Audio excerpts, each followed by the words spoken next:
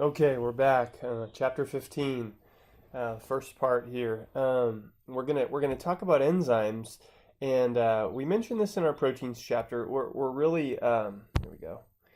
We're really talking about proteins, but proteins with a specific function. We call that a catalytic function. So these are essentially biological catalysts. Okay, these enzymes, and again, they're proteins, and so.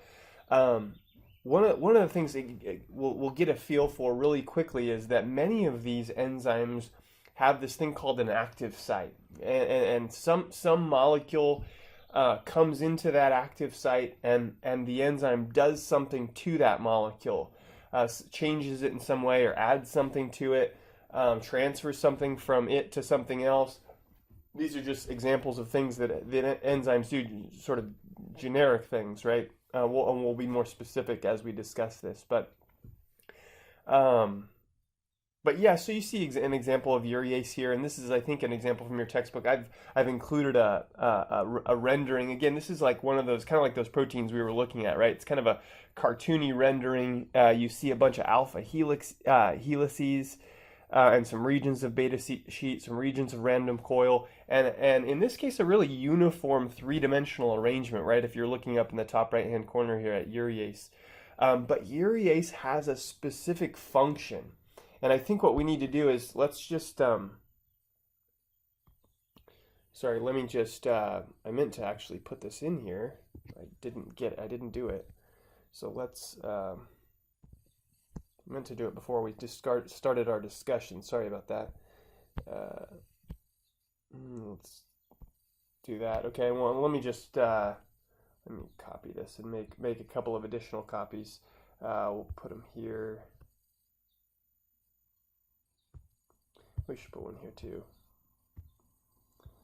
Sorry, I had every intention of doing this before we started, so I didn't have to waste time doing it. Let's put one. Let's put one here to start with. Okay. All right. Back to this. All right. So, and I think we can just we'll talk about that little question there at the bottom here in just a second. But if we're thinking about urease, I just want to highlight the fact that it has a function. And again, I think this is probably in our textbook. In fact, I think they probably give that example. But urease. I think we've maybe have encountered this before. I definitely wouldn't expect you to remember urease, but it's kind of an interesting molecule, and this is toxic to us. This gets produced as a function of essentially catabolism of of protein. So protein metabolism. But our body says, well, that stuff's not very good. This is sorry, it's not. This is not urease. I think I said it was urease. This is urea. Sorry, I'm just a little disoriented up here. Okay, urea. Okay, and this is toxic at high concentrations to us. And urease is the enzyme that actually works on urea. And so it adds a water molecule here. And what happens is you end up with some ammonia and some CO2. And these are things that are less toxic to us at higher concentrations. Now, I showed you urease on the last slide, and we'll become more and more familiar with this idea of an active site and this idea that there's a certain place in an enzyme or on an enzyme where the substrate, which is urea in this case, would come in, and then again it would get acted upon by urease. But for now, we're just saying, okay, urease has this is our enzyme, okay? It has this specific function, and this is its function. Now, sometimes, and let me highlight one other thing before we move on. These enzymes often have an ending an ASE ending. Do you remember how, in our carbohydrates chapter, the ending to most of those monomers, monosaccharides, I should say, and lots of just carbohydrates in general, is OSE, right? In this case, it's ASE. That indicates that we're talking about an enzyme. Now, let me go back really quickly. Couple other things. You see some examples there towards the bottom. You see some facts towards the top there as well. And I always like to highlight this fact that enzymes like in our bodies and in living organisms are so incredibly good at what they do. And if you're looking at the fact there, you see that enzymes increase the rate of reaction. We'll talk about how they do that here in a second, but by a huge factor. I mean, way better. So one of the big hot areas of research in chemistry and biochemistry in the last probably 30 years has been the design and utilization of catalysts to do things. Okay, and catalysts make reactions go faster. So and some of them are very specific, and there's some information about specificity there as well. But here's one of the things I'd like you to take away from this chapter. Enzymes are so much faster than these biological catalysts, I should say, than any enzyme that we could ever prepare in the lab. They're just so much better at their job than the ones we make synthetically. And they're also really specific. We'll give examples of this later on, but you see some examples there as well. Trypsin's another one that's on the slide, and it can actually find on a polypeptide chain 2 amino acids and split right between those 2 specific ones. And remember, there are 20 naturally occurring amino acids. So again, there's some specificity there as well, or selectivity if you want to think about it like that. And that's really what the question in red there is asking below. It's, okay, first of all, do you remember, and we're talking about trypsin specifically here, do you remember how to break an amide? Now, remember, peptide bonds are amides, so that's what we're talking about here. We're saying, okay, trypsin can cleave, that just means break, or in this case, hydrolyze a peptide bond or an amide, excuse me, an amide functional group. Now, let's think back to ways that we remember of hydrolyzing amides.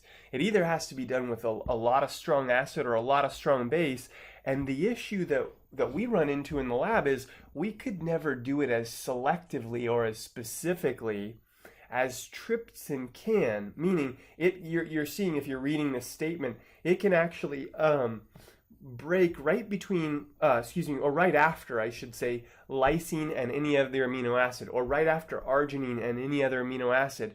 But when we go into the lab and we try to break apart a polypeptide chain, a protein, we would basically, if we couldn't do it as selective. We throw in some acid, heat it up, or throw in some base, heat it up, and it starts to break all sorts of different peptide bonds. Okay, and again, the point of all of that is to say biological catalysts or enzymes are very, very fast, okay, and some of them are very selective. Now, some of them just by design are not as selective, but some of them are.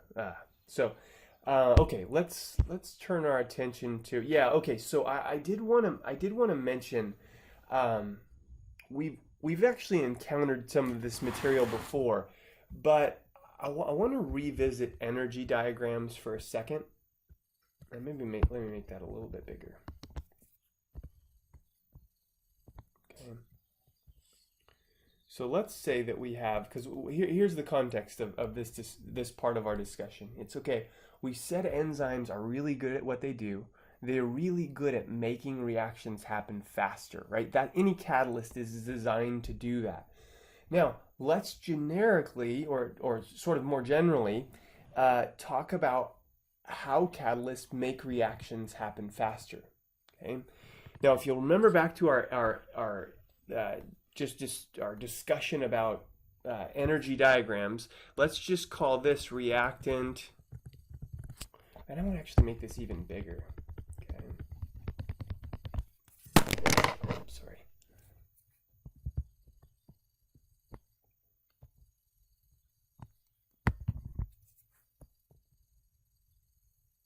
Okay, let's call this reactant or reactants, and this product or products. Okay, and let's say, okay, there's this symbol we use for the hump, or the top of the hump in this reaction energy diagram. And let's just remind ourselves that, what's going on here?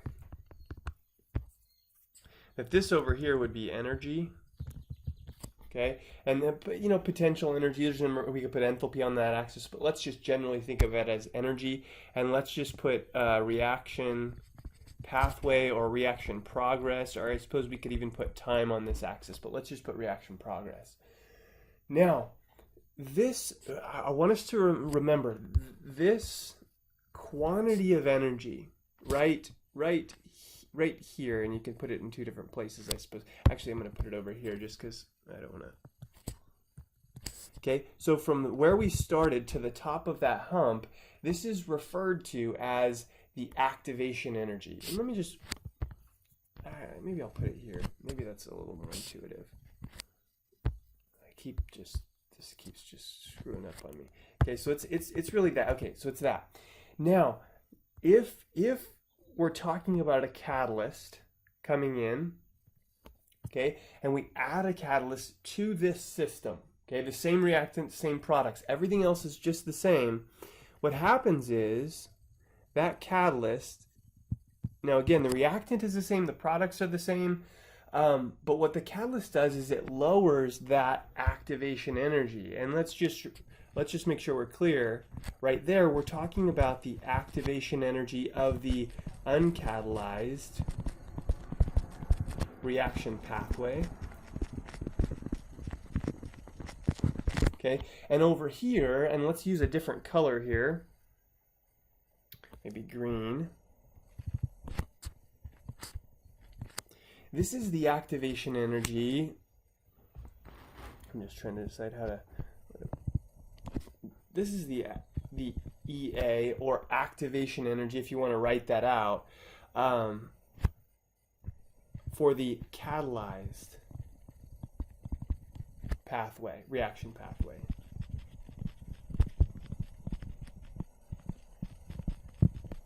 Okay.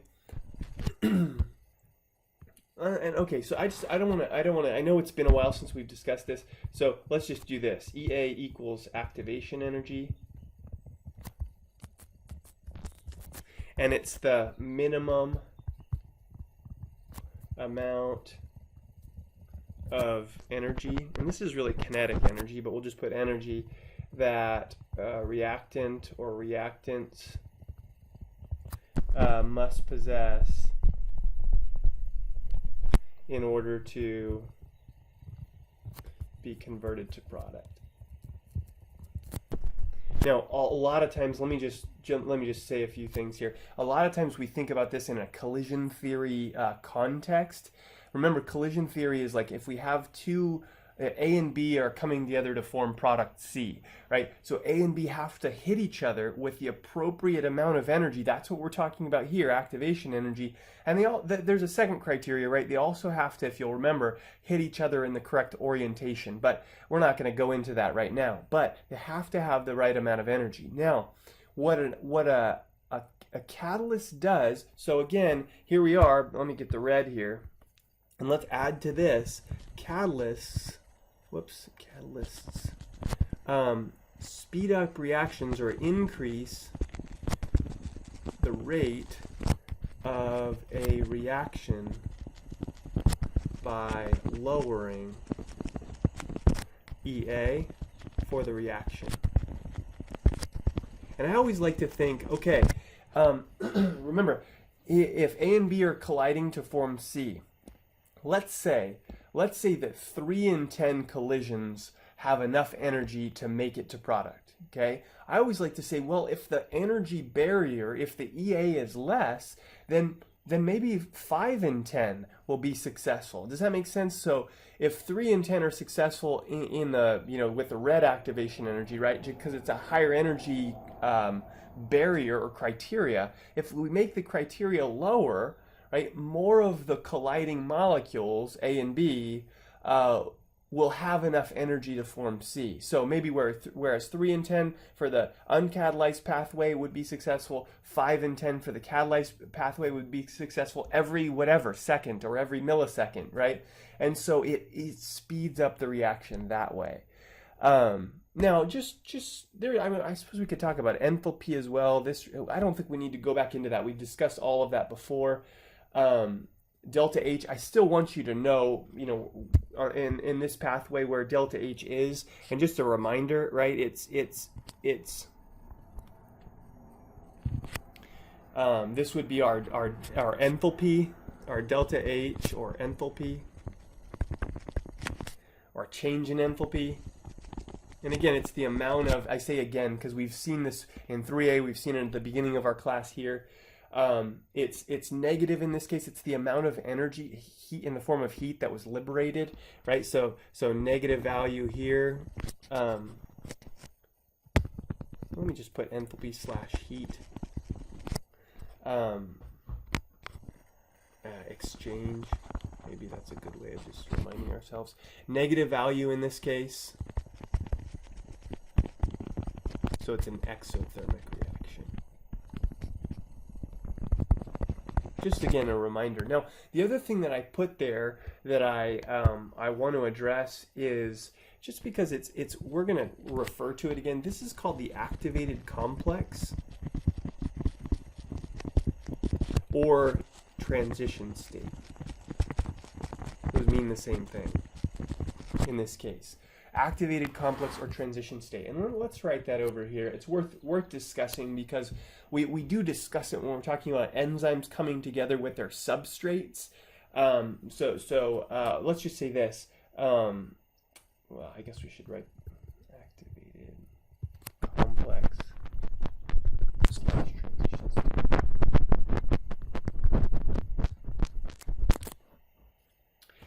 So let's define this as the highest energy conformation, or let's say collection of atoms. That's a good way of putting it.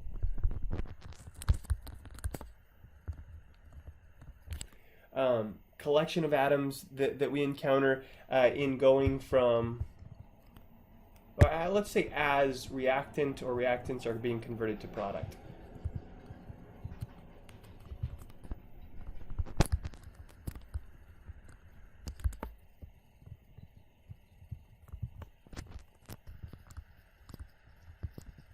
Okay. Now another way of thinking about this, right? Okay, and I'll just put activated complex. Maybe I'll put this one in red, just because this is for the uncatalyzed pathway, and then I'll put the green one because we would have actually a different transition state energy here for the catalyzed pathway, right? And the idea there again is a more stable transition state leads to product more easily, and there are all sorts of things we could discuss in that regard, but it's easy, it forms more easily again, and we know that to be true again because the barrier, right, that energy barrier is lower, as we just discussed. So let's leave it at that for now, and we'll move on. Okay, let's see here what we got next. Okay. Oh yeah, and this is all just what we've discussed. And there's a kind of a nice little cartoony rendering of a transition state. Again, the enzyme, and this is something we will get into now in a lot of detail, in more detail at least, is that this reactant, or sometimes this is called the substrate, as we'll see.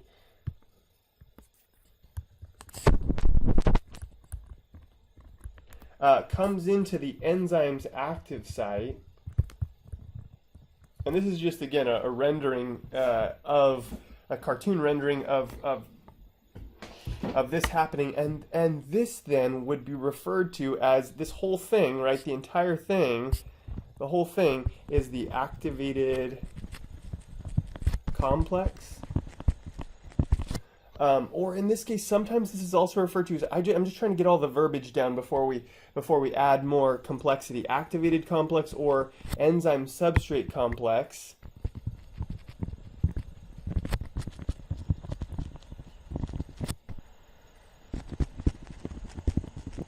Sorry, I'm adding like a third thing that we call this sometimes.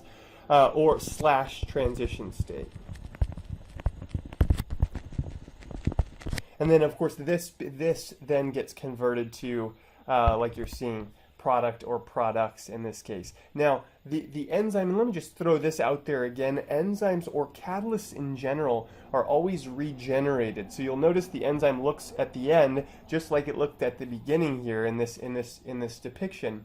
And it can do its job over and over and over. So that's another thing about enzymes that I want you to know. They're never used, I don't think this is on this slide here in anywhere, but they're never used up in a reaction. They're always regenerated, and they can do their job over and over and over. Okay, so, all right. All right, so what's next here? All right, so the next thing that we're going to talk about is there are lots of actual ways to classify enzymes, put them in groups. And that's true of lots of different, types of molecules, right? Like functional groups. We have all these different classes of organic compounds. We separate them by functional groups. A lot of times enzymes are categorized by the type of job that they do. This is just one way of doing it. And you'll see these different classes of enzymes. I definitely want you to know these classes of enzymes. And so what I want to do is I think I made some room, right? Should probably make more room than that. But what I want to do is I want to give you like an example of each of these different 6 classes of enzymes that are major classes. There would be subtypes of these, but if we latch on to these 6, know what they do, and then I definitely we've seen enough organic reactions in this class that if I'm thinking about an exam question here. If I were to give you a reaction and say, okay, first of all, what do you think? What does it look like is happening in this reaction? And then put it into one of these 6 classes, meaning, this type of enzyme, a hydrolase would do this. Okay, it would break apart this compound. It would split it into, add a water molecule to it. Okay, so it's a hydrolase. So anyway, that's kind of where we're headed. So I want to look at each of these 6 groups or classes separately. Okay, and what I'm going to do actually right now is first of all, I'm going to make sure we're still rolling. Okay, good. I always get paranoid about that. And I want to actually bring. Whoops, I'm going to bring this down because we didn't use it, but I think we'll use it right down here. Yeah. Okay. So, all right, oxidoreductases. Now, let's start there. Okay, since that was, I guess we'll just go down the list. I might have to go bounce back and forth to remember which one we're on there.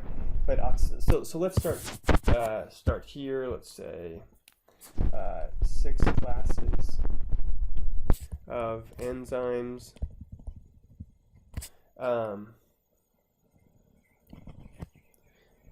We'll just put categorize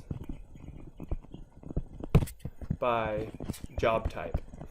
So like what is the enzyme doing, right? So its job, what kind of job is it? Okay, so first one there, I think on that list, right, was oxidoreductases. Now I always like to remind, again, notice how all of these endings are ASE, ASE, ASE, right? And so again, we're talking about enzymes. And it's true of the actual specific name of the enzyme as well. Sorry, there's a really loud bird right there.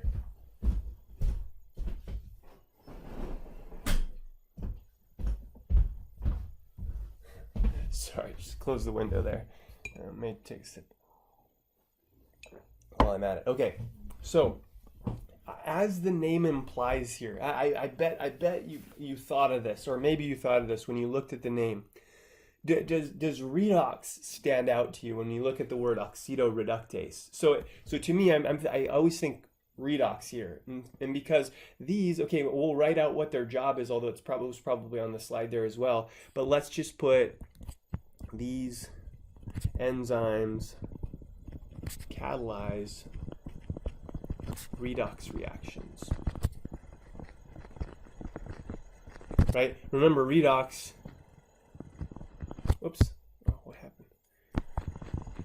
Oxidation, reduction.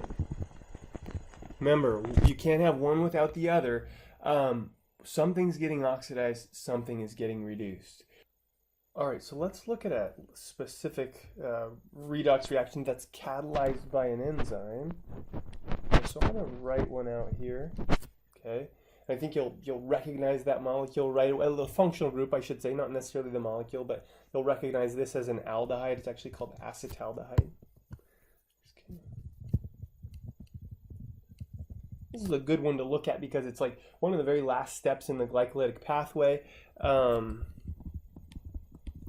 this is just a big organic molecule called NADH. You'll see we can simplify this by just calling it NADH, and I'll show you that here in just a second, why we're doing that instead of drawing the whole thing out. Sometimes simpler is better. In this case, I think it is.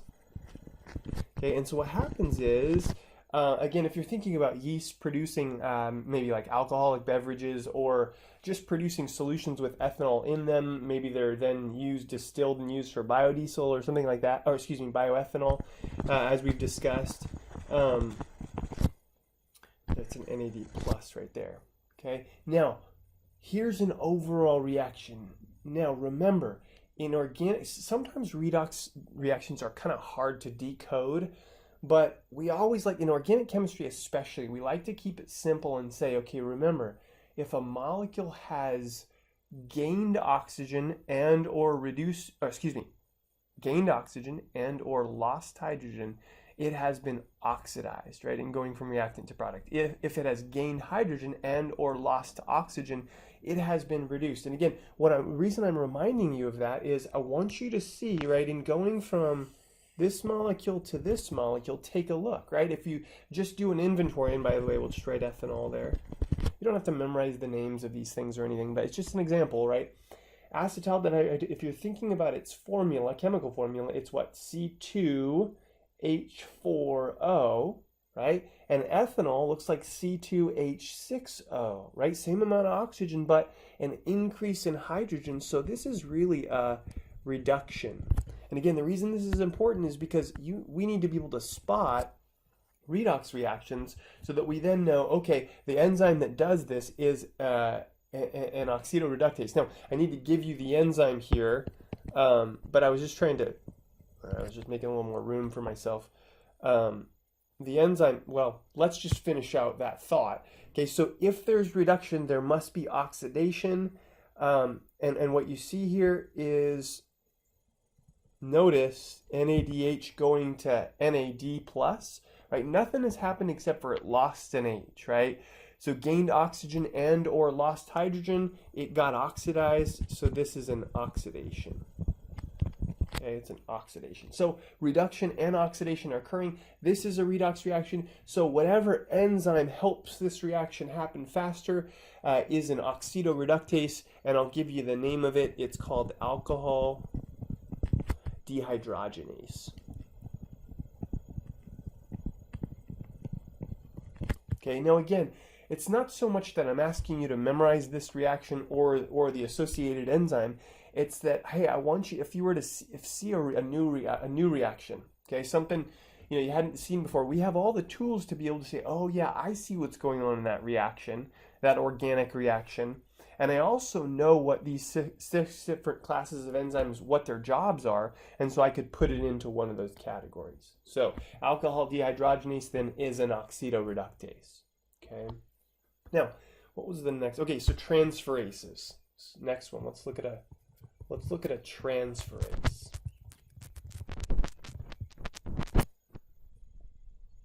So transferase or transferases. Okay, their job is to, as you might guess, they transfer something from one place to another, and more specifically, let's say these enzymes transfer a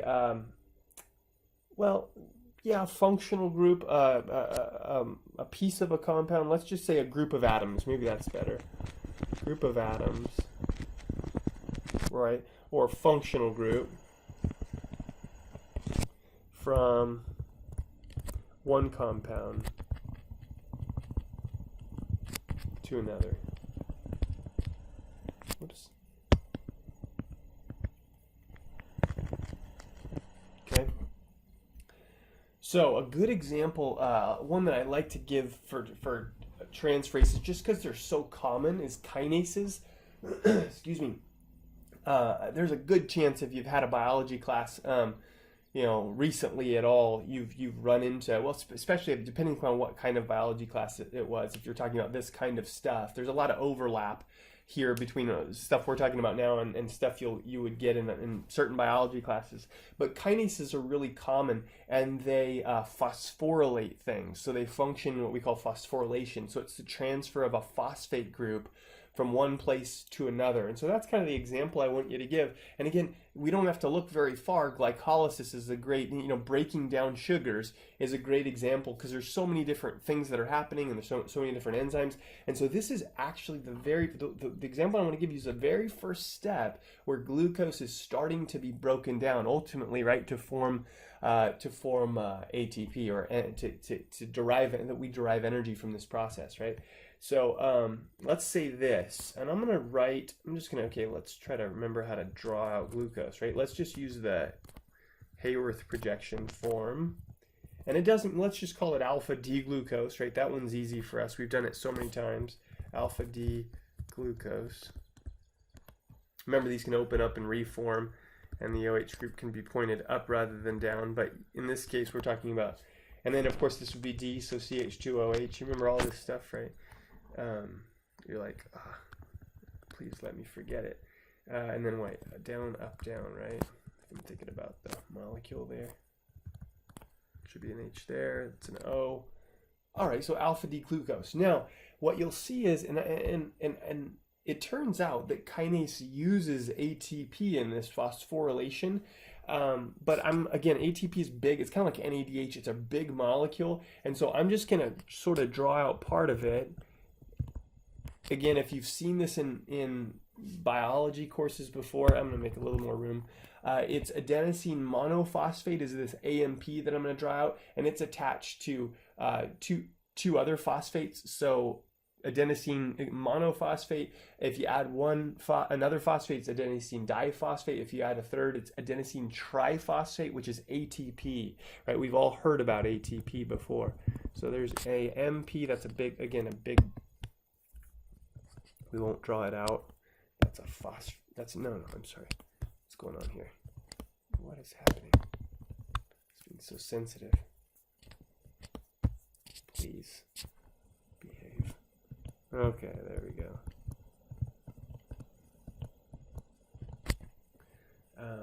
Should be phosphorus. There we go. One more here. There's this habit of circling charges. Wouldn't have to. Okay, so there's ATP. Okay, now what you're gonna see, and now what I want to highlight here is we're just gonna put kinase. Okay, just generically, this is a kinase. And what happens is you'll see that one of these phosphates gets put, and I'm just gonna highlight this. Okay, so one of these phosphates, or this portion of the phosphate, we could say, ends up being right there. Okay, and don't worry about what happens to that hydrogen. You could even draw that on ADP if you wanted to, where the phosphate was like a hydrogenated, like a hydrogen phosphate. It doesn't matter. Don't worry about the H. But what happens, the sum total of what we're interested in, I should say, is it's killing me. I'm just going to redraw this. Give me a second. Everything else is the same except for right here, it's CH2O. And there's that phosphate. Make this a little bit bigger. Just kind of exaggerate this.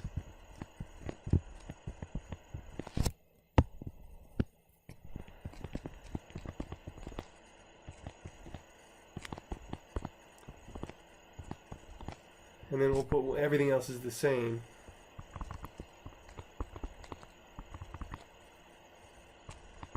Up, down, down.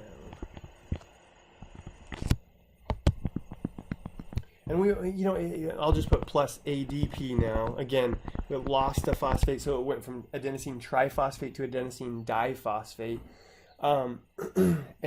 This is called alpha D glucose 6-phosphate. And again, if you're going to the metabolic pathway, you know, glycolysis in particular, you would see this as the first step.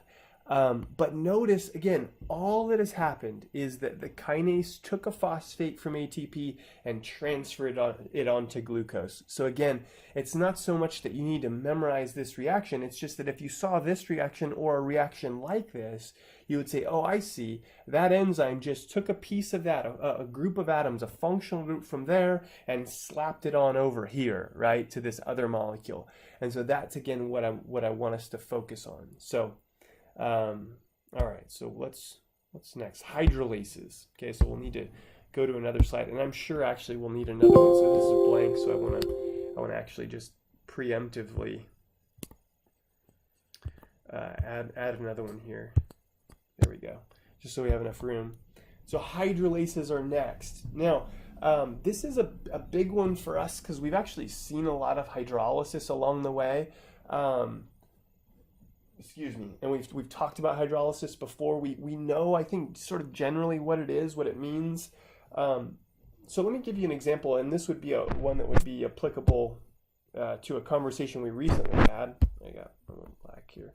So let's put hydrolases. And we can just put these facilitate or catalyze. That's fine, catalyze. Hydrolysis reactions. Okay, and I'll just put recall hydrolysis. It refers to the breaking apart or splitting apart. Usually, usually refers to the splitting apart of a compound with the addition of water, via the addition of water.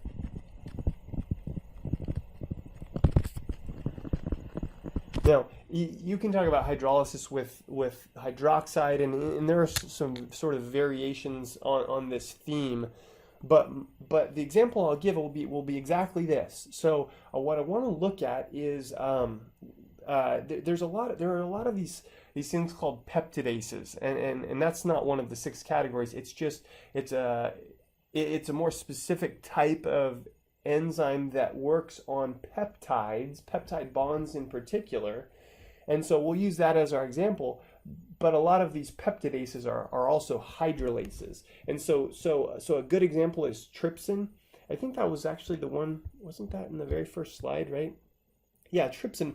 The example, the very last example on the slide is it catalyzes a hydrolysis reaction, and it can actually, remember, it's very specific. It can actually see lysine, and it can see arginine. So we'll use some dipeptide. A good simple example would be, let me just draw this out.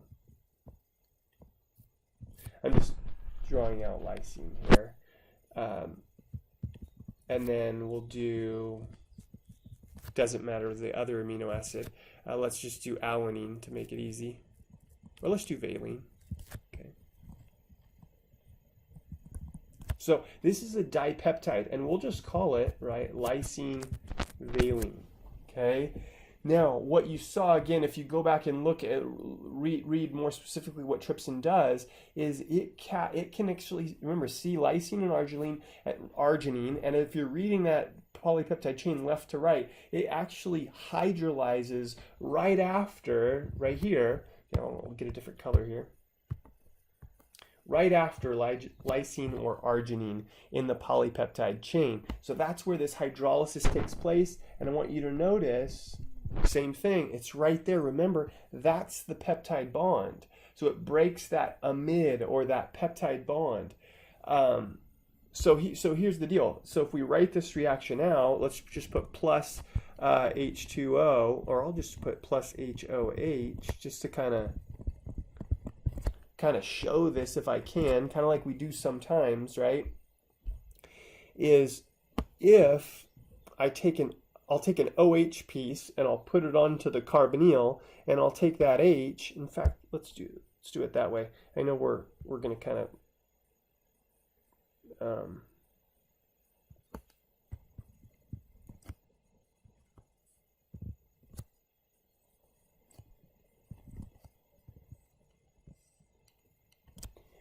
kind of muddy up the picture a little bit, but hopefully that's helpful. Again, via the addition of water, right? We're adding water as we're breaking this peptide bond, and again, that characterizes or amounts to a hydrolysis. So what we end up with here then are just 2 amino acids, right? Once we split up a dipeptide, and I guess I didn't write this, but this is a dipeptide. Again, I said we had this conversation recently, right? 1, 2, 3, 4. There's NH2. Okay, here's our carbonyl, and notice now that our carbonyl has an OH attached to it. And then here's our N, and I'll just draw out the hydrogens with now 2 H's rather than, well, I'm going to make it look like the other one, but you get the idea. It had 1 H over there, but now it has 2 H's. And here's valine. The rest of it's the same. So 2 amino acids. Right? So here's lysine, and here's valine, separate after the dipeptide was hydrolyzed. Okay, so that's, I'm trying to think if there's anything else we need to say about that. It's, again, a good example of a hydrolase. We'll see other hydrolases in this chapter as well, and I'll try to point out, their jobs and how they fit into this category. So, okay, what's next? Lyases, if we're looking at our list, okay? All right, so lyases, and I should have put 3 there, right? I guess we were numbering these 1 through 6. So a lyase or lyases. I don't know if I guess hydrolases. I made it plural. It doesn't matter. So what does the lyase do? Okay, so it removes. Let's put 2. I'll put adjacent, so on carbons that are right next to, typically carbons or atoms right next to each other, it takes an atom or a group of atoms and another one on the carbon or atom next door, pulls them off, replaces them with a double bond. So let's say this, removes, come on, 2 adjacent atoms or groups of atoms. Right, again, functional groups, if you like, and replaces them with a double bond. Now, I want to say this, and I'll try to remember when we give the example to write this, write 2 arrows, one going forward and one going reverse. But this is reversible. So if you saw the opposite reaction, meaning a double bond was removed and 2 things were added on the carbons that were, or on the atoms that were part of that double bond, this is also a lyase. So it can catalyze this reaction reversibly. Okay. So the example, a real common example is if we think about aspartic acid, or there's a molecule called methyl aspartate that's very much like aspartic acid. What we have is, actually, I guess the O's wouldn't be OH's, it would be O minuses. So let me just draw this out and I'll say this here. Let's do it this way.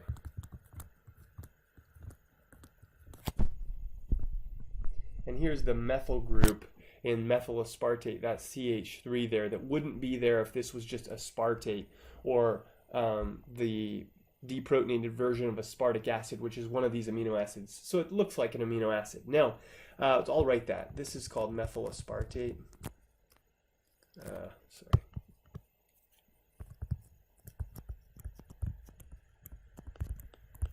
Okay, so let's look carefully at what's happening as this molecule goes from, well, the left to the right, reactant to product. What you see is this. Okay, so let me just draw it out first. And then we'll try to highlight what went on. Kind of ugly.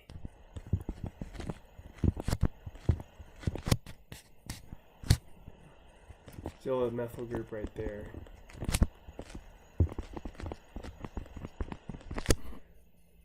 Okay, so I want to highlight what went on, and I want to make sure we are clear here.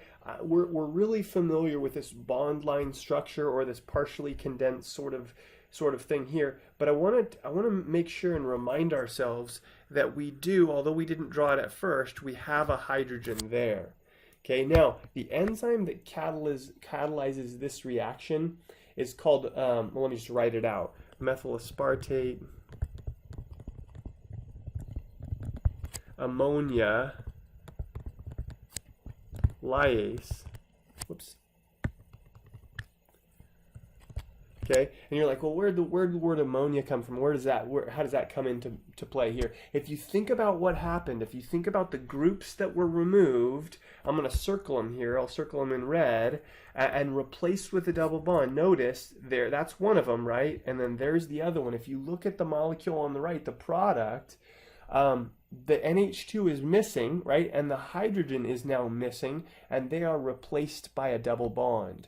So, so I want to do two things here. One is do one thing that I said I would do but forgot initially, is this is a reversible process, and the enzyme methyl aspartate ammonia lyase, or the lyase, right, if we're categorizing it, can catalyze the reaction in both directions, forward or reverse. So if you see it in either direction, it's going to be this lyase, or a lyase. And then the other thing is we should write our product, NH3, right? The NH2 plus the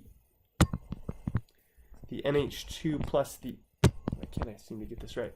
The NH2 plus the H gives us ammonia. And that's, of course, where the ammonia and methyl aspartate ammonia lyase comes in. But again, what you're looking for, don't memorize this reaction, but memorize the fact that, or know the fact that, if two different things from, notice, adjacent atoms, if we're looking at the molecule on the left, if you follow my pointer there, there's one of them, right? And there's the adjacent atom, and the two groups we have removed from adjacent atoms, we've replaced them with the alkene functionality, right? Or that double bond, okay? So that's a lyase, okay? All right, so what's next here? A couple more. Isomerases. Okay, so let's take a look at an isomerase. And I'm hoping that, okay, so isomerase. I'm hoping we see the word isomer in isomerase, right? So really what's happening here is a rearrangement of atoms. Okay, so remember, if we're talking about, let's just think structural isomers or constitutional isomers right now. Way back when, right? This is 2 months ago probably when we discussed this. But isomers, constitutional isomers, basically all the same atoms are there, they're just rearranged, right? And so that's really what's going on here. These enzymes rearrange atoms, or so let's say this, catalyzes, well, yeah, that's fine. Well, a reaction in which atoms are rearranged, or let's just put causes a rearrangement of atoms, and maybe a more technical way of saying this is it converts one isomer into another. Maybe that's better.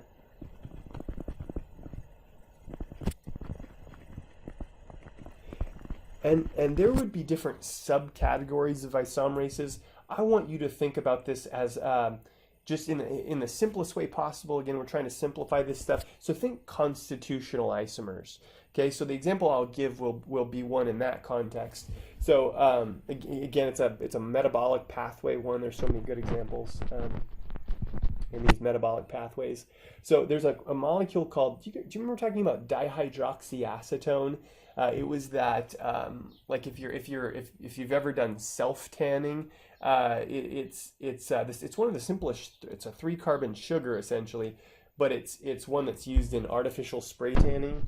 But this one happens to be, let me just get it out here. So dihydroxyacetone looks like this, but it's actually not dihydroxyacetone. We would instead pull one of the H's off there and replace it with a phosphate. So I'll just try to emphasize the phosphate there. There we are. So there's this is called, well, I'll just put DHAP, dihydroxyacetone phosphate, since you don't need to memorize it. But here's, oh, come on. Okay, so here's an enzyme. The enzyme that catalyzes this reaction happens to be called phosphotriose. Okay, again, some of this stuff is so, it's descriptive, right, in a helpful way. Remember, this is a polyhydroxyaldehyde or ketone, and in this case ketone, right? So it's a triose. Remember back to sugars. So phosphotriose isomerase. So actually the name tells you it's an isomerase in this case. Not all of them would, but this one does. And then what we have over here is you'll notice. Okay, so I want you to think about what's going on here. Let me do it this way.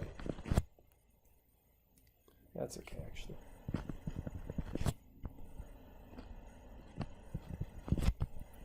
So I guess there would be an, oh yeah, OH here, I think. And then, yeah.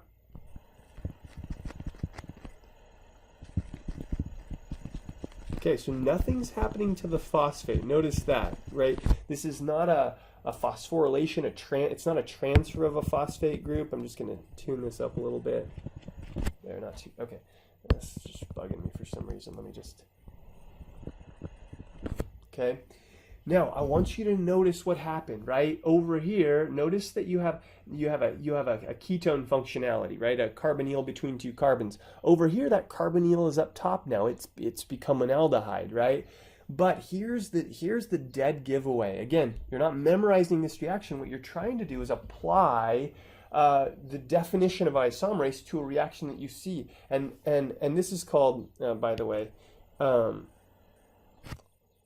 glyceraldehyde 3-phosphate. I was trying to remember the name of it.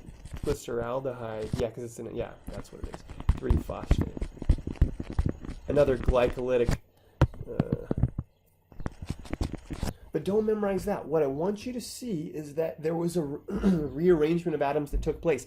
So here's the key, right? Here's the takeaway message here that I'm trying to convey that I haven't said yet, and I just need to spit it out, is that here, if you look at this reactant and you add up all the carbons and hydrogens and oxygens, and in this case phosphoruses, and you do the same thing to your product, you'll come up with the same number of all these different atoms. And that tells you what? Well, nothing was taken away, nothing was added. I just rearranged everything. So if you're ever unsure, if you're writing notes, right, if you're writing flashcards, that's what I would put next to isomerase is, hey, if I want to know if this is an isomerase or not, notice that it just rearranged the atoms. It didn't add anything or take anything away. There was just all the same number of atoms, it's just they're arranged differently. So again, the definition of constitutional isomerism, right? Same number of atoms, different arrangement, okay? All right, so the last one that we should look at is ligases. Okay, then we'll move on. So number 6 here sounds like liases, right? But it's not, it's ligases. So a ligase, basically, it's kind of like, I wouldn't say the polar opposite of a hydrolase, but kind of like the opposite of a hydrolase in that it doesn't split things apart, it brings things together. So a ligase joins two molecules or two compounds with it's got to be with a covalent bond, okay? New covalent bond is formed between two things, okay? So the best example here, and it's one that we don't really intimately, we haven't intimately discussed the structure of DNA. You may know something about DNA structure, so I'll try to just make this kind of more generic. So DNA has, remember that, the acronym, deoxyribonucleic acid, and so there's this ribose sugar that is part of these nucleotides, which are the monomer units that make up DNA. And at the 3' carbon of the ribose sugar, there's an OH group. And so we often call that the 3' OH. And again, you don't have to know that. You don't have to know 3' OH. But if you do know something about DNA structure already, that's what we're talking about. And then if you bring another nucleotide in, there's on the 5' carbon, a carbon number 5 of the ribose, there's a phosphate as well. And so when these come together to form a new bond between nucleotides, this is how it happens. A ligase sort of joins these, and I'm going to do this kind of like we've done before. This would be the 5' phosphate, and I actually just drew a hydrogen there because depending upon, so this is another piece of DNA, depending upon the pH, it might be it might be protonated. So, but this also just helps us do what we've done so many other times. Pull out a water molecule, you bring these two together, and so this one's just generically called DNA ligase, this enzyme. Okay, and again, it is joining two compounds with a new covalent bond. It happens to be an oxygen-phosphorus bond. If we think about what we have over here, so it'd be DNA with just that should be an oxygen.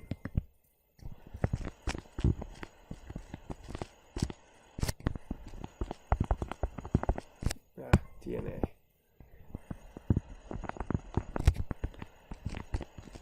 And sometimes this is part of this process is part of our DNA repair mechanism. If a nucleotide gets damaged, it might get excised, pulled out, broken off, and then that replaced, and the DNA needs to be kind of glued together again.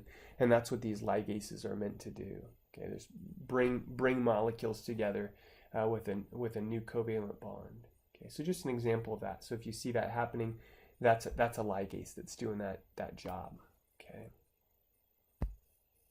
All right. So finally, we've thrown around the word active site and substrate just a little bit, but finally we get to actually discuss it in a little bit more detail. And so certainly all of the details on these slides, these different, I guess, definitions as it relates to enzymes and the surrounding issues that we'll discuss. I want you to know all these things, of course, but we'll give examples along the way. And just if we look at this, and we've said it a few times already, but let's just look at the figure on the slide here. Okay, it's meant to just be like this 3D rendering again. It's what we call a space filling model. It's different than those it's still kind of cartoony, right? But it's a little different than those other ones that we saw. And there's lots of different types of models, three-dimensional models for these molecules that we'll see. It's just, again, a space filling type. But what you see here is that the active site, the place where the catalytic chemistry is happening, is kind of shown to you, and that's that active site. And there's a couple of models for enzyme catalysis that we'll look at. The induced fit model and the lock and key model, but both of them emphasize the importance of the shape of the active site. So the substrate itself is that compound that's coming into the active site and getting acted upon by some way, or in some way, and it has to fit into the active site. So kind of just a couple of specifics there. Now, a cofactor or a coenzyme, again, I want you to read through the statements that are there, but it's basically something that the enzyme needs in order for it to have its catalytic function. And oftentimes, yeah, they're metal ions, some are listed there. If it's an organic molecule, then it's called a coenzyme. And of course, I want you to know that distinction. If that extra thing that the enzyme needs is an organic molecule, we're going to call it a coenzyme. Okay. So again, because we could never hope to draw real enzymes, because many of them are huge, right, and have tons and tons of atoms in them. Again, we resort to these kind of cartoony figures. So I want to illustrate this. So with a cofactor, how does an enzyme act? Without a cofactor, how does an enzyme act? Now remember, a cofactor or a coenzyme is something that an enzyme needs for its catalytic activity. So let me just use an example that I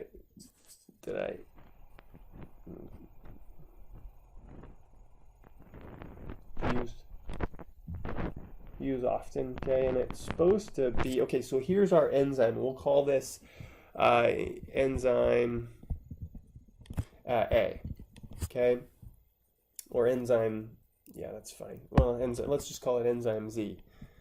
Okay, I'll go to the opposite end there. Enzyme Z. Now, enzyme Z catalyzes this reaction. We'll call this XY. Okay, and so XY, this is now what we're going to call the substrate. And I'm hoping you'll see that the substrate kind of has, okay, and I'm kind of jumping the gun here. This is the active site. Now that circular area, you'll see what that's about here in just a second. That's a site where the cofactor fits in. Okay, if there is, and there is a we're saying there is a potential cofactor in this case. Now there aren't always, maybe we'll make notes about that. There aren't always cofactors that are necessary for enzymes, but in this example, that's kind of what we're trying to illustrate. Okay, so XY, a very simple. Maybe we're going to call this. Come on. Maybe we're going to call this a hydrolysis, but XY, the only thing that we care about is XY is actually being split apart by this enzyme into X and Y. Okay, so that's the job. So this is our enzyme, and in this case we're saying our enzyme has to have a cofactor.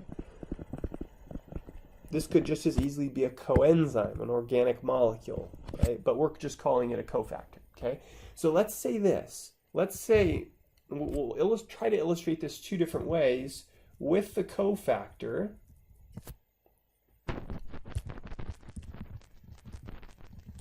We're saying, okay, if we have this cofactor, then what happens is the enzyme, wish I could just reproduce it and copy and paste it, so I didn't have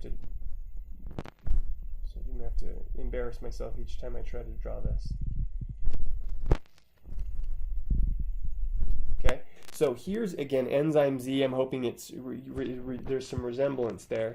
And then our cofactor binds in some place on or in the enzyme. Okay, and again, it is aiding this process.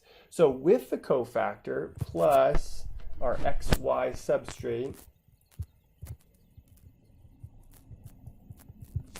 and I'm hoping, again, you see that XY has some, in terms of its shape, it would fit into that active site, because again, that's a very important key here as well. So what happens then is that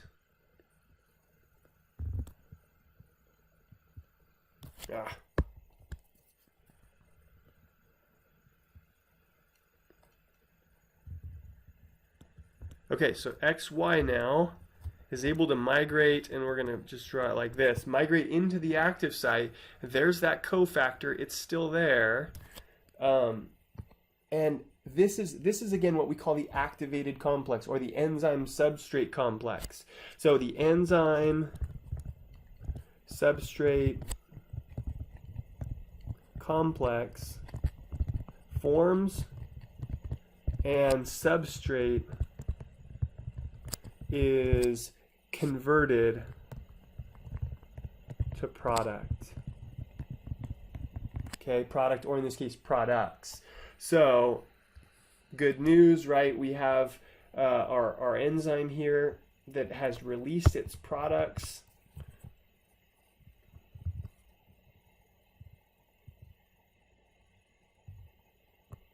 So, sorry, it's just getting uglier and uglier, but there it is.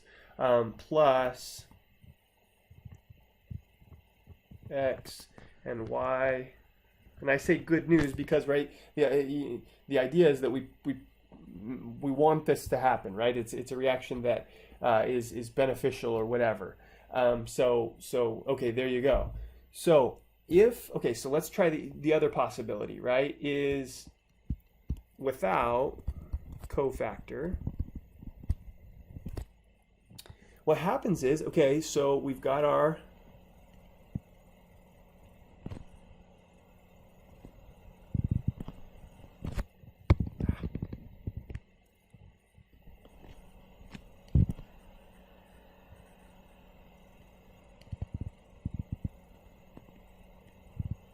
didn't get any better, but we have, okay, so we have this, and we have our XY. We still have our substrate around, right? Because the substrate's trying to get, converted to product or whatever. So let's see what happens. Okay, so no cofactor around, right? So one of two things happens. Okay, either the substrate can't enter the active site, oh man, or maybe it does. So XY, So it either can't enter the active site or it does and it just gets spit back out. Okay, so let's actually write that. So let's put without cofactor. Oops.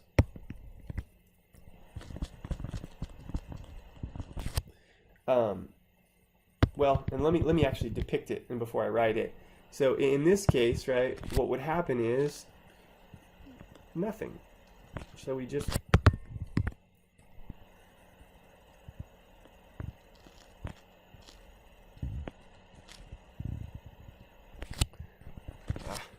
so we just end up, it just ends up kind of kicking XY back out without converting it to product. So without cofactor, either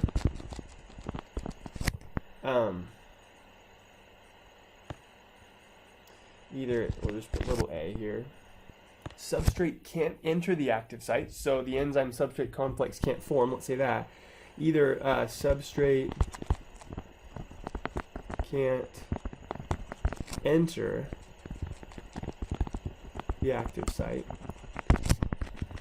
And I'll give you so okay. So oftentimes these cofactors are metal ions, and sometimes these metal ions are really electropositive, and they sometimes interact with the substrate and kind of hold it into place. Maybe the substrate is more nucleophilic or negatively charged. You don't have to know that word, nucleophilic. Sometimes it has a lot of charge density, so there's an attraction there.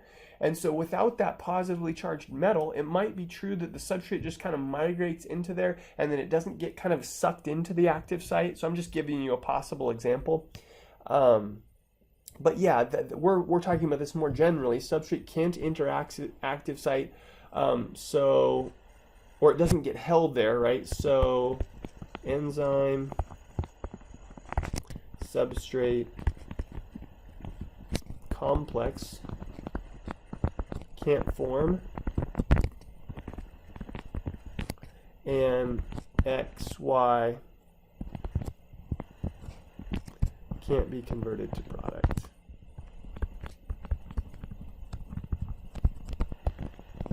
Sorry, this is getting so scrunched up. XY can't be converted to product. Or the other possibility is it actually comes into the active site but is released without anything happening. And these are kind of similar, but I'll just put that. Or B, substrate enters active site but is released or spit out without a reaction happening.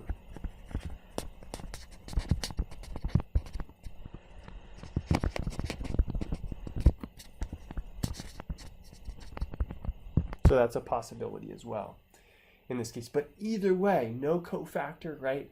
The reaction's not happening. Now, a couple things, and I mentioned one of these just a little bit ago. It's not required. Well, for some enzymes it is required. They have to have their cofactor or they have to have their coenzymes. But I guess what I meant to say was it's not true that every single enzyme needs one of these things. So just to kind of make sure we're clear about some of this, some like additional notes here, or additional points of discussion. Let's just put additional notes. So let's say not all enzymes need cofactors or coenzymes.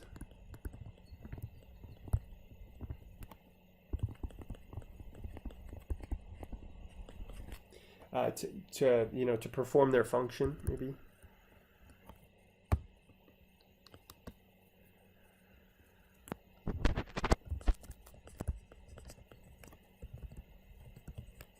Their catalytic reaction, or their, let's just put perform their job or their function. Okay, and we're going to talk about these or think about these as what we call activators. Now, I'm sure that's where we're headed. We're going to talk next, typically about what we call activation and inhibition. But let's say this. Let's say we can think of cofactors coenzymes as what we call activators. Okay, now we're going to flip over to this slide here. I think one of the upcoming slides has some of these definitions on it. But the idea is an activator and an inhibitor do separate things to an enzyme. So an activator gives it, helps it. So typically what we say is an activator either makes a catalyst able to do its job at all, or it makes it do it faster. And an inhibitor is kind of the opposite. It either slows it down or makes it not able to happen at all. And so so these coenzymes fit into the activators category, although some people, so I should say people, there are some textbooks that wouldn't necessarily categorize them this way. We're going to think about coenzymes and cofactors as activators. There are other, I guess what I mean is there are other things also that are thought of as activators in addition to cofactors and enzymes. But we're gonna for our purposes in this class put cofactors and coenzymes into the activators category. Okay, so. And I'm sure that's, well, okay. So I was going to say, I think there's a slide here. Yeah, okay. But let's quickly look at this. And there's a lot more detail than maybe there needs to be. No, I wouldn't say that, but just there's a lot of very specific things that are happening in this example. But I want to see if we can kind of digest it a little bit. Some of it's kind of beyond the scope of our class, but take a look at this for a second, okay? So if we can apply some of the things we've just been looking at. This enzyme, carboxypeptidase. It's again another one of these peptidases that catalyzes hydrolysis of polypeptide chains. It's very much like trypsin, it just does it in a different place. But okay, first of all, the first thing I want you to notice is right there. Do you see that orange sphere? That's meant to be a zinc ion, so cofactor for sure, right? Zinc is a cofactor for carboxypeptidase. And if you're looking at, so what this is here, and let me get the pen again. This is meant to show you the active site, the active site chemistry. Now, this is like, some of this is like, if you went on to take the full-blown organic chemistry and then went on to take kind of like a majors biochemistry, you would get into all this nitty-gritty. But there are some of these things that I think we can even latch on to here. First of all, this is the substrate, and you see that highlighted in pink there. But one of the things I was just mentioning is carbonyls. We know this, right? Carbonyls have a partial negative charge on oxygen, and take a look at zinc. It's very electropositive. So that's kind of what I was getting at earlier. Sometimes that interaction is one that's very instrumental in this process happening. In this case, it absolutely is. So there's this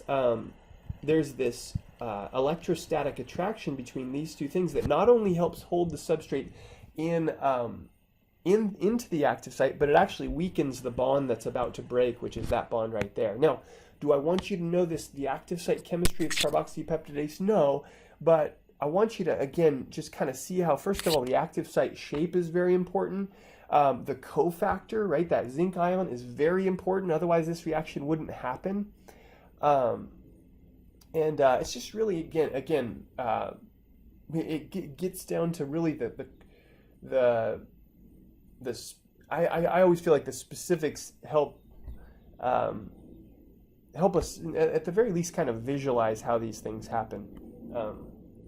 Okay, so what was I going to do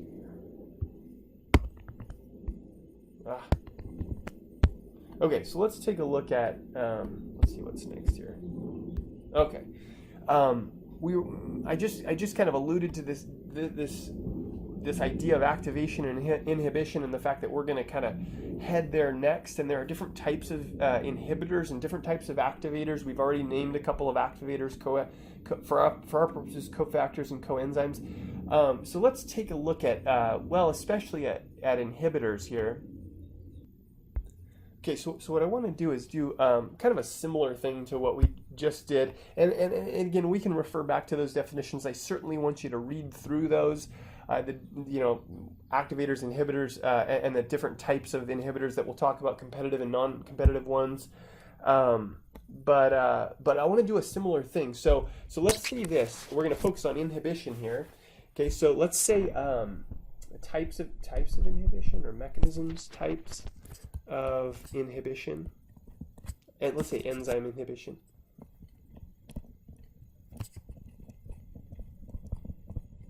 Okay, so the first one we'll look at is what we call competitive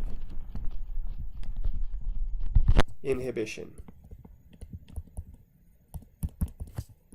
And again, when I say we'll do a similar thing, is we'll make kind of this cartoony enzyme with an active site, a very clear active site. That's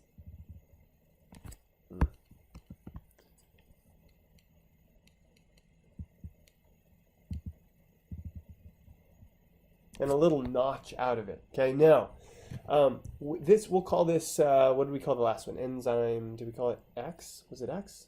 Why am I forgetting that? It was X. No, it was Z, and then we had X and Y. So let's call this enzyme A, and we'll have like okay. And let's say the reaction that it catalyzes, again, so there's a method here, right? Let's call this CD. And it's convenient to have CD just split apart into two pieces. So maybe it's a hydrolase or whatever. So this is our substrate. This, in this case, is our active site of enzyme A, and the substrate just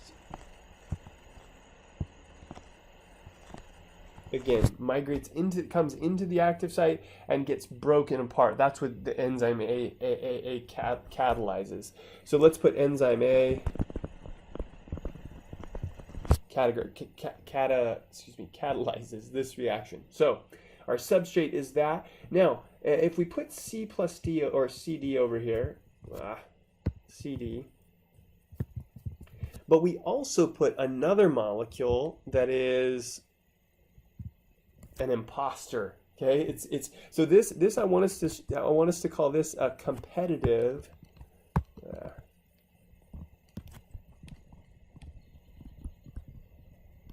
inhibitor. Okay, and so what we mean by that is this, when I say imposter, it kind of looks, at least part of it looks like CD, right? So remember, active site shape is very important. It can actually also migrate into the active site and basically clog it up. So I'm just going to put competitive inhibitor, similar shape as substrate, can also enter, and I'll just put clog up active site. Okay, right? And so in this way, it is competing, right? It's a competitive inhibitor because it's competing with the substrate for the active site. So the idea here is if we think about what's going to happen is if this, and there are different, again, this idea gets extended. I want to save a little room there. So I'll come over here. There are what we call competitive inhibitors that are reversibly and irreversibly bound to the enzyme. So some clog it up, they never leave. We're going to think about these, especially in our future discussions about reversible or as reversible competitive inhibitors, meaning they migrate in and then they can come back out, and then in some cases the substrate can still get back in, but it slows things down. You can imagine how that happens, right? Is if you have some of your enzymes, and think about a solution with a whole bunch of enzymes in it, and a whole bunch of substrate in it, and some competitive inhibitor, right? Some of the enzymes would always be kind of clogged up. So think about them as little machines, these enzymes, product making machines. The idea is there's less product can be being made per time because some of them are incapacitated or clogged up, some of these machines, right? So if we think about, right, and I think you can probably visualize this, but let me just draw it just for the sake of kind of completing our analogy here. Okay, so this is I'll just put plus the CD here. Our substrate is still kind of just out here waiting to be. So this is an enzyme that is maybe incapacitated, or what should we write? Let's just put a non-active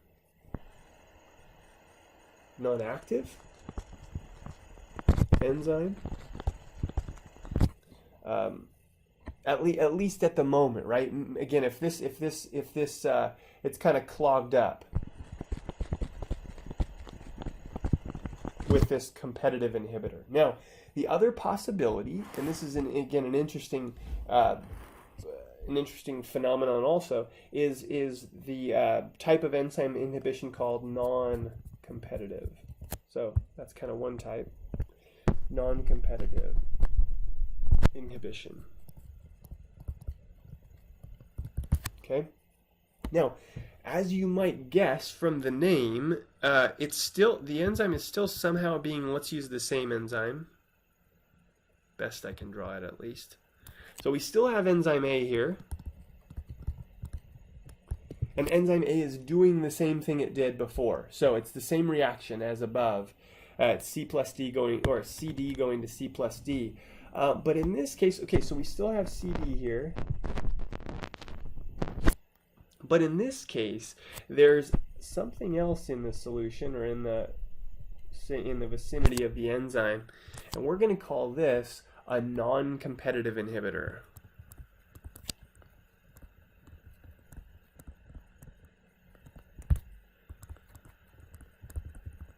And I want you to know this too.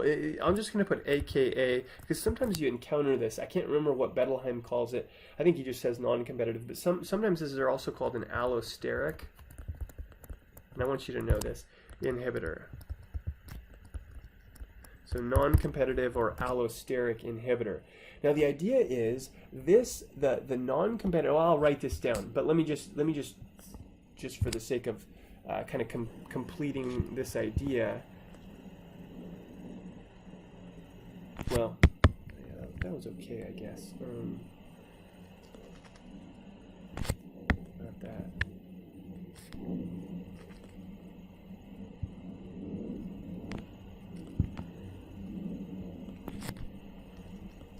Okay, so notice that non-competitive inhibitor bound to a site other than the active site, and I'll write this down here in just a second, but it changed the conformation of the active site. So again, I was hoping we were going to think about this. I mean, it's the same enzyme as above, so again, this is the active site. I don't know if I need to write that out again, but there it is. Okay, that's the active site. But notice how the conformation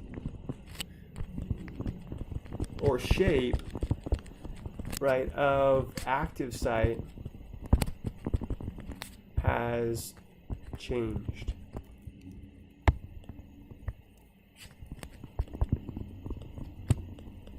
Okay, so let's just say this really quickly, and then we can finish this up. By the way, this is also called allosteric. Just make sure I say this. This is also called allosteric inhibition. So I want you to know, again, it's called both, just because it's kind of those are interchangeable descriptors. So let's describe this in words: allosteric or non-competitive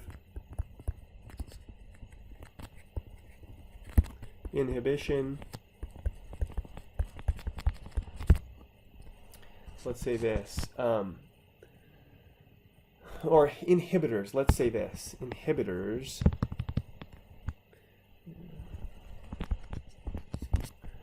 bind to a site other than the active site.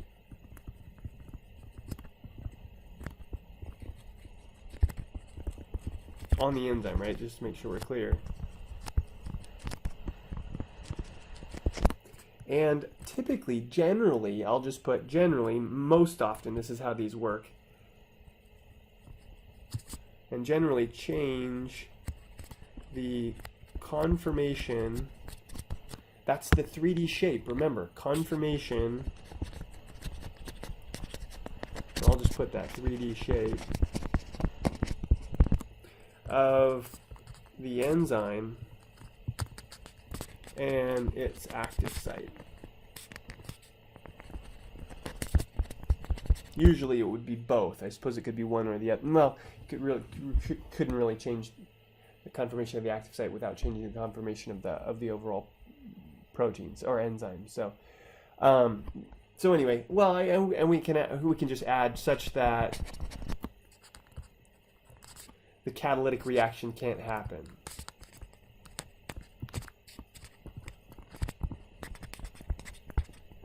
Well, let's just put is slowed or ceases, or slowed or stops. Okay, so again, the idea here up here is we still have CD here. It's not that CD goes away. It just, CD doesn't fit anymore. So conformation or shape of the active site has changed. So, right, CD doesn't fit, right, into active site. Sorry, active site, and can't be converted to product.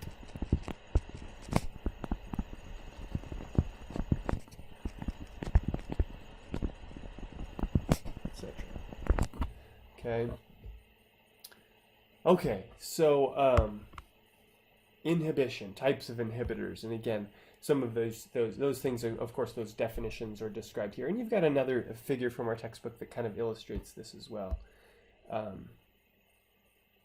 You know what? I think that's a good place for us to stop for part 1 of our chapter 15 discussion. Okay, we'll continue next time.